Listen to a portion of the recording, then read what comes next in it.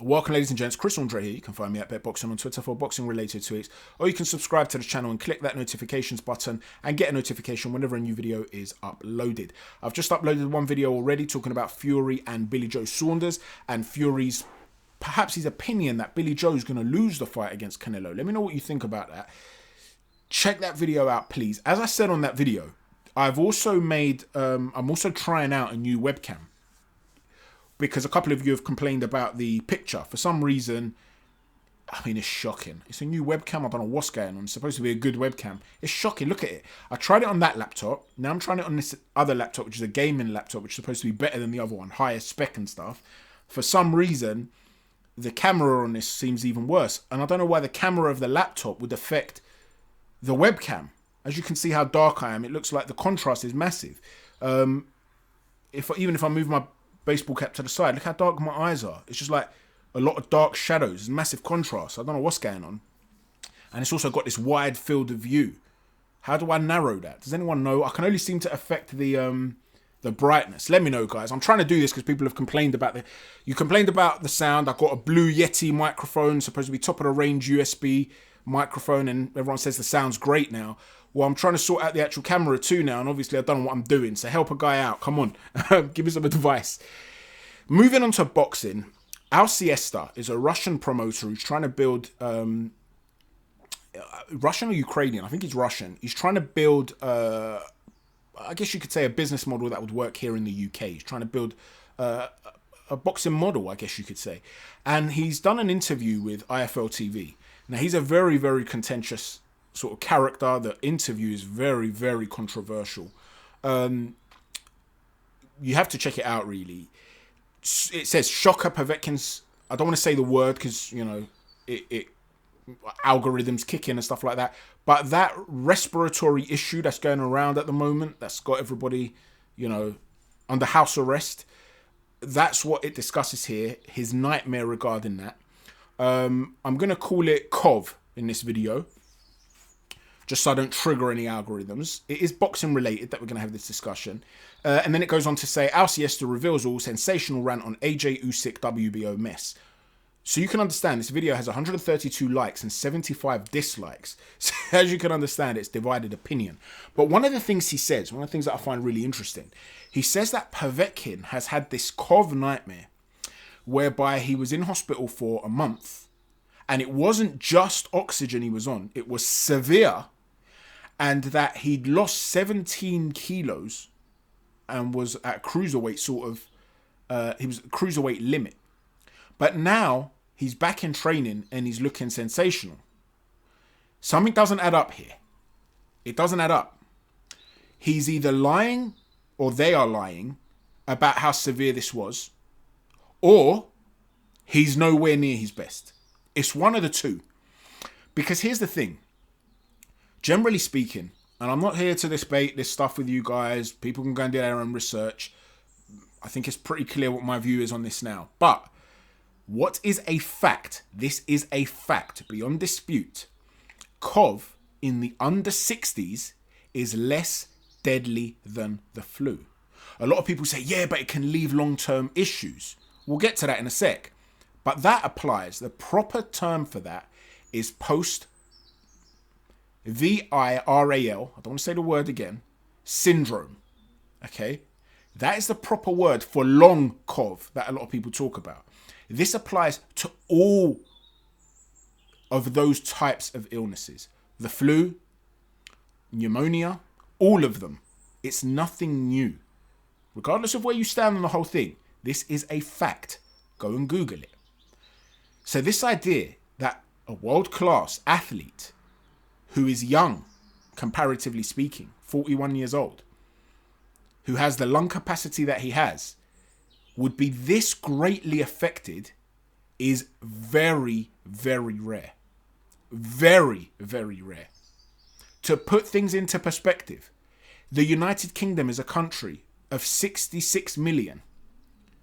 Under 400 people, 377 people, under the age of 60, who were healthy with no other conditions, have tragically perished of COV.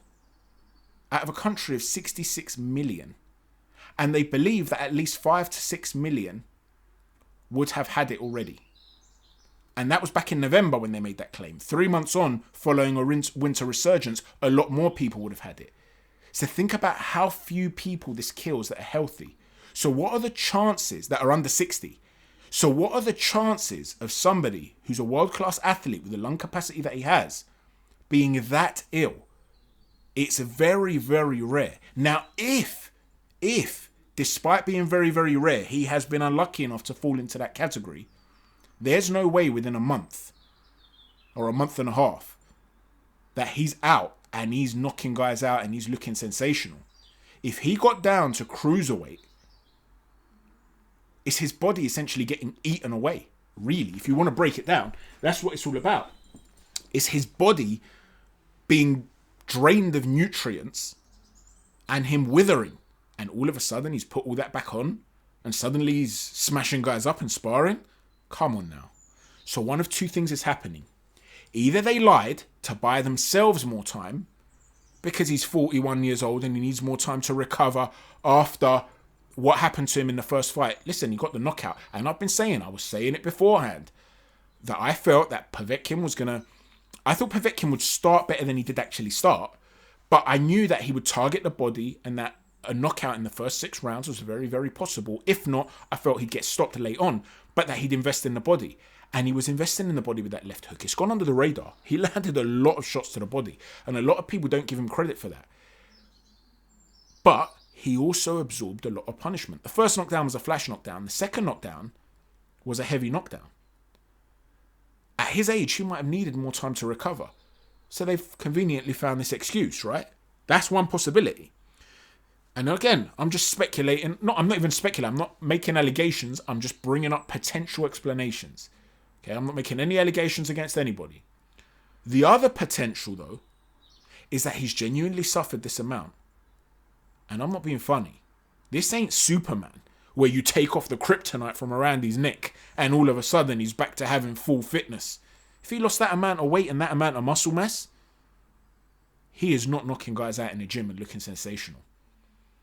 If he's lost that amount of mass, he's potentially in danger, serious danger, in getting in the ring again against Dillian Whyte in March. And I'm talking about, God forbid, my God, life-threatening danger. That's the last thing I'll ever want from a fighter. But you're telling me he was that ill and he's going to get in there with a monster like Dillian Whyte 2-3 months after that happening to him? No. It's either a cash-out fight, in which case he's in serious danger, or they're lying to buy themselves time. Let me know what you think. I find this very, very fascinating. Interesting psychological warfare too. If he's fine, if he's totally fine, and it didn't affect him at all, I find this to be interesting psychological warfare. Because it will give Dillian Whyte hope, but then will it make him underestimate him and think, well, yeah, it was a lucky punch he landed and you'll underestimate him again? I don't think there's much chance of that happening. So why would he try this? Interesting tactic. Is it literally just to buy time? Let me know what you think. Now, moving on from that, the other very controversial comment that he makes, he implies towards the end of the video, the last 5 minutes of the video, 4.5 minutes of the video or so, he talks about Kovalev and saying that his fight against Melikuziev was never going to happen. And he seems to imply some sort of conspiracy. Go check this video out. It's really, really interesting. I'm not saying there's any truth to it, but you don't expect a promoter to come out and say these things. What is he suggesting? Because he doesn't make it clear, but I want you to watch the video. I'll put the link for this video into this description box.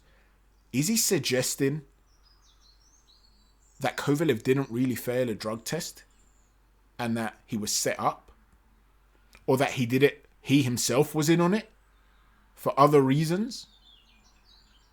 It's a really, really fascinating interview, and I'm not saying there's truth to it, but for a guy who's a promoter who's, well connected, he's well connected on, throughout European boxing, to come out and make these comments and these implications, I find fascinating, man. Check this out. Check this interview out, please. Around 29 and 20 minutes or so, 29 something minutes. So just listen to the interview from 29 minutes onwards, and I believe you'll catch it. It's a 33-minute interview, and it's at the beginning that you'll hear the whole Povetkin stuff. The whole interview is really fascinating, and he does make some outrageous comments. But yeah, look into it. Let me know what you think. Thanks for watching, guys. Let me know your opinions on this thing with Kovalev, as well as on this thing with Povetkin. What do you think's going on? Thanks for watching. Chat to you soon. God bless.